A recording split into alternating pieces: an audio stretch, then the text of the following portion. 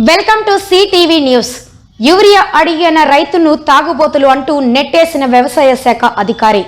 ఖమ్మం జిల్లా నేలకొండపల్లి మండలం చెరువు మాదారం గ్రామంలో యూరియా ఇవ్వాలంటూ నిరసన చేసిన రైతులు తాగి వచ్చి గొడవ చేస్తున్నారంటూ సొసైటీ కార్యాలయం నుంచి బయటికి నెట్టేసిన అధికారి, మిమ్మల్ని వ్యవసాయం ఎవడు చేయమన్నారంటూ రైతులపై దురుసుగా ప్రవర్తించిన అధికారి.